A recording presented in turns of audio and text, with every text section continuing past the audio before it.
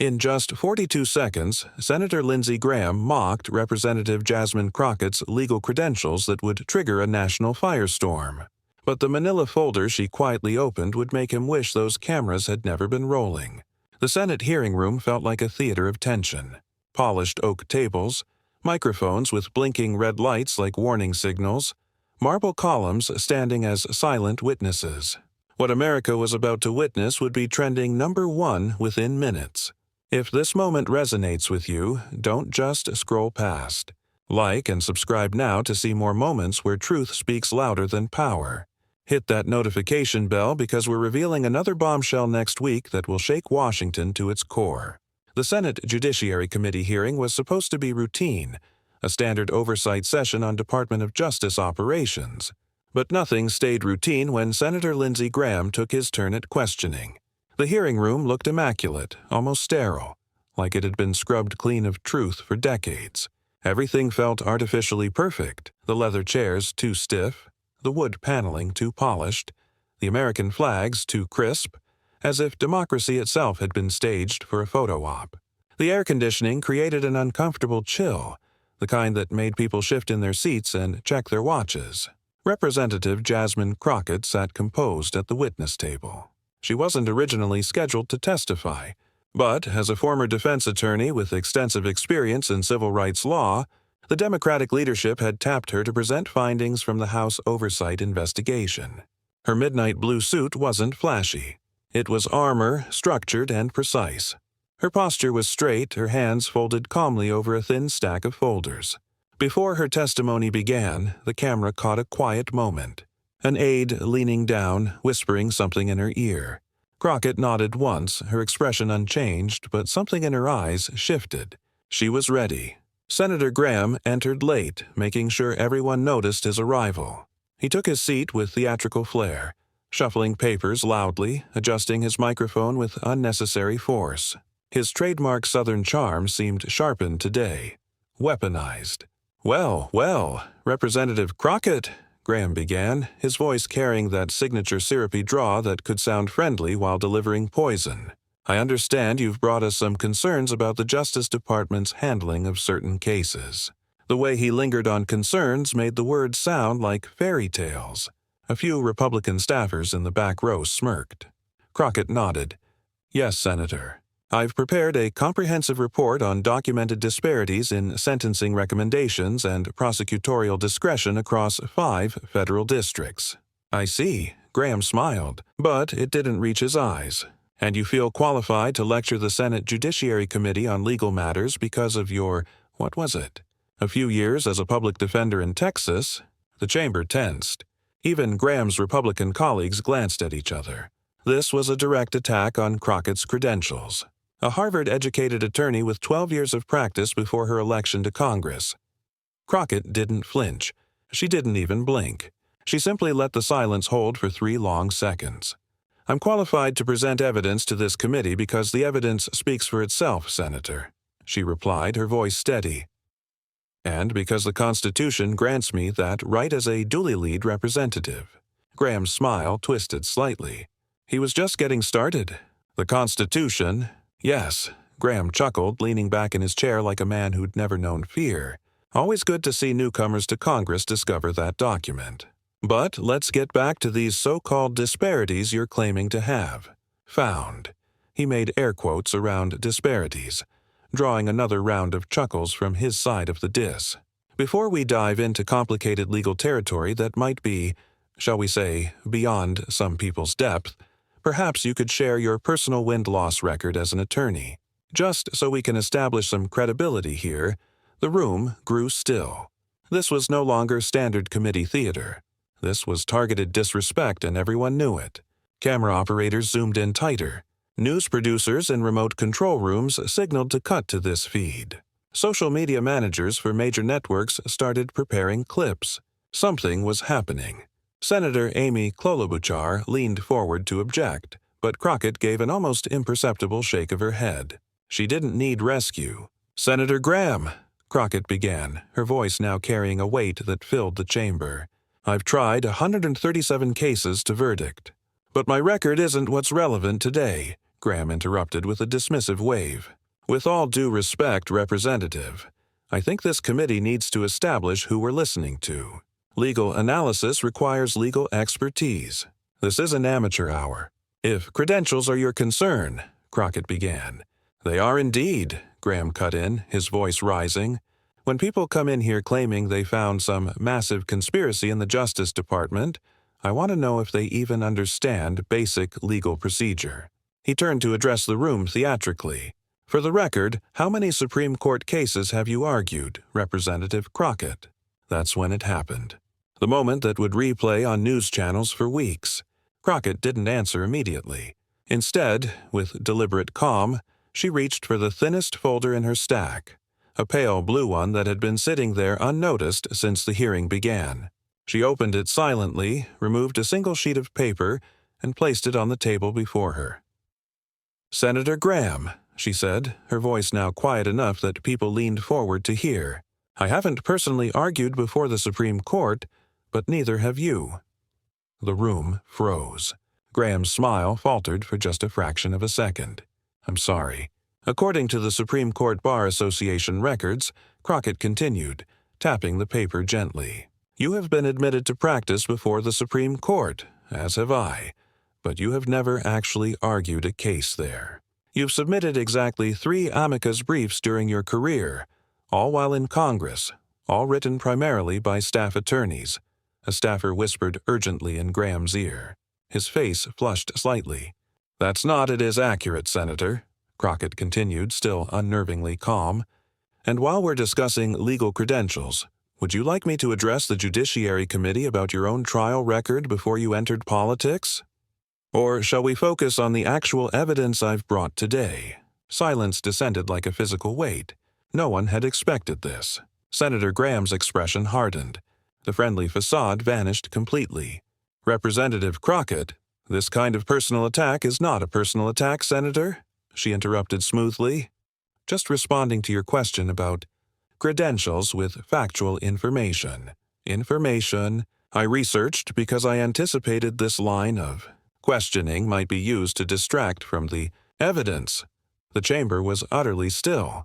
Even the usual background shuffling of papers had ceased. "Now," Crockett continued, "we can continue comparing resumes, or we can address the documented pattern of disparate treatment by federal prosecutors that this report identifies across multiple jurisdictions." Graham's eyes narrowed. He'd lost the initial exchange, but he wasn't finished. "Let's talk about your report, then," he said, his voice now carrying an edge. "I'm looking at what your office provided to the committee, and frankly, it's a political hit job masquerading as legal analysis. You've cherry-picked cases to create a narrative that simply isn't supported by broader data." "I welcome that critique," Senator Crockett replied. "Perhaps you could identify which specific cases you believe were inappropriately included." Graham shuffled through papers, buying time. "These cases on page 37, for instance. Those are all public records, Senator.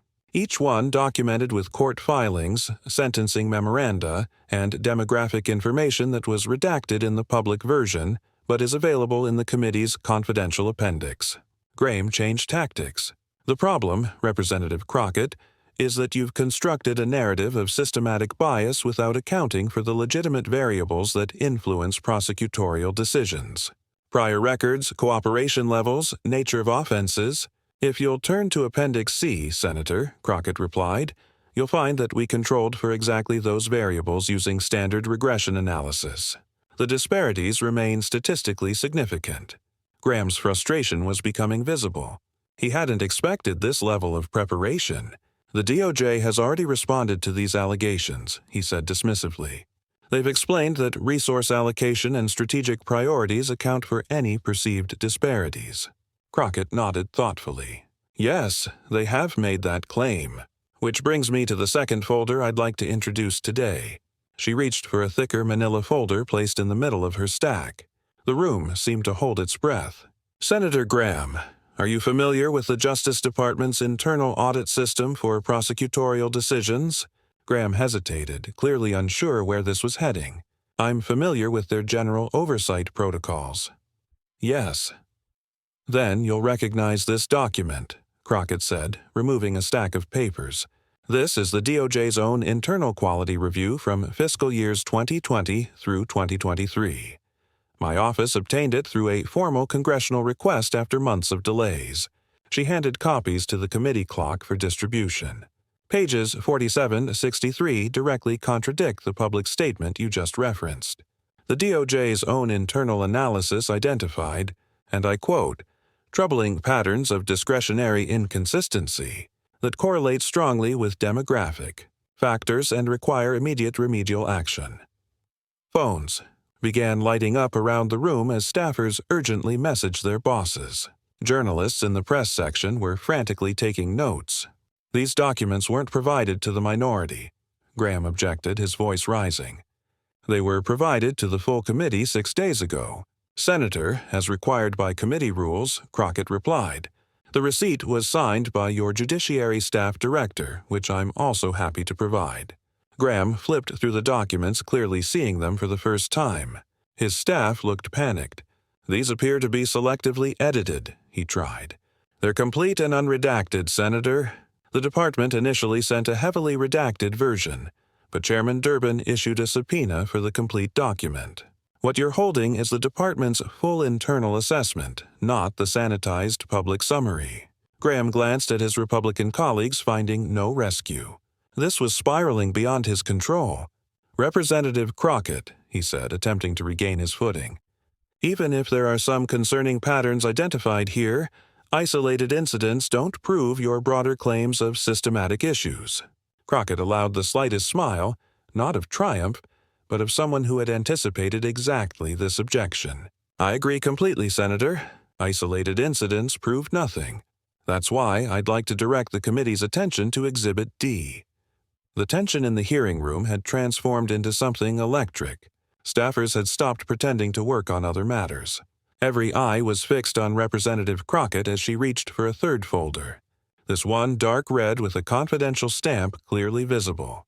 "Before I open this," Crockett said, her voice measured and deliberate, "I want to emphasize that every document has been properly declassified for this hearing through appropriate channels. Nothing I'm about to share violates security protocols." She looked directly at Graham, whose expression had grown increasingly concerned. "Senator Graham, you've publicly stated on at least 7 occasions, including on Fox News last month, the claims of prosecol disparity are, quote, democratic fantasy meant to divide Americans along racial lines. You said there wasn't a shred of evidence to support what you called outrageous accusations against dedicated public servants." Graham sat straighter. "I stand by those statements." "I see," Crockett nodded. "Then I'd like to read.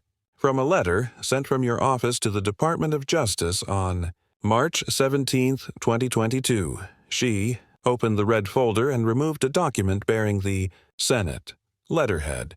This letter signed by you states, the apparent disparity in charging decisions between the Eastern and Western districts appears to follow troubling demographic patterns that demand explanation. My constituents deserve equal application of federal law, regardless of their race or economic status." The room went completely silent. Even the usual camera clicks stopped. You go on to request a full internal investigation into these disparities and suggest that personnel changes may be necessary if these patterns reflect bias rather than legitimate prosecutorial discretion. Crockett looked up from the letter. "Senator, you were absolutely right to send this letter. The disparities you identified in South Carolina mirror exactly the pattern our report has documented nationally." Graham's face had drained of color. The letter was authentic. A private communication never intended for public disclosure, written to address concerns from influential constituents in predominantly white counties who felt their region was being prosecuted more aggressively than others. That correspondence was regarding a specific regional issue, Graham attempted, his voice having lost its earlier confidence. "Indeed it was," Crockett agreed, and when combined with similar correspondence from 16 other senators and 43 representatives, all collected in this exhibit, it demonstrates that members of both parties have privately acknowledged the exact same patterns our report identifies. While some publicly dismiss those concerns, she closed the folder gently. "This isn't about politics, Senator. It's about justice. And I believe we all want the same thing, a Justice Department that truly delivers equal justice under law. The dynamic had completely reversed. Graham, who had begun by questioning Crockett's credentials and understanding, now sat silenced by his own words. Senator Dick Durbin, the committee chairman, leaned forward. "Senator Graham, your time has expired. Do you have any final questions for the witness?" Graham cleared his throat. No further questions. As he leaned back, his microphone caught what he muttered to an aide. "Where the hell did she get that letter?" Crockett heard it. The cameras caught it, and her response, delivered without raising her voice, would become the defining moment of the hearing. "I got it the same place I got my law degree, Senator," she said calmly. Through diligent, thorough research and a commitment to finding the truth, the gallery erupted. Journalists were already rushing to file their stories. Social media was flooding with clips of the exchange. Within minutes, "Where did she get that letter?" was trending nationally. Senator Durbin gave her order, but the moment had already transcended the hearing room. A narrative had shifted, not through shouting or grandstanding, but through meticulous preparation and the quiet power of receipts. The remainder of the hearing proceeded with a markedly different tone. Republican senators who had planned aggressive questioning suddenly focused on procedural details, or yielded their time. Democratic senators, energized by Crockett's command of the facts built upon her foundation, to extract commitments for reform from the Justice Department representatives. But the real story was unfolding outside the hearing room. CNN's Chiron blazed. Representative Crockett's silences centered Graham with his own letter on justice disparities. MSNBC was already running a split-screen analysis showing Graham's Fox News appearances alongside clips of today's exchange. Even Fox News couldn't ignore the story, though they framed it as controversial hearing gets personal as DOJ oversight derailed on Twitter. "Where did she get that letter?" and Derry Crockett receipts were both trending in the top 5 nationally. A clip of the exchange had reached 12 million views within 2 hours. In her office after the hearing, Crockett sat quietly with her senior staff. There were no celebrations, no high fives. That wasn't her style. There was work to do. "The coverage is overwhelming," her communications director reported. "Every major outlet wants an interview. Sunday shows, cable specials, morning programs, they're all calling." Crockett shook her head. "No interviews yet. The evidence speaks for itself. Let's stay focused on the next steps."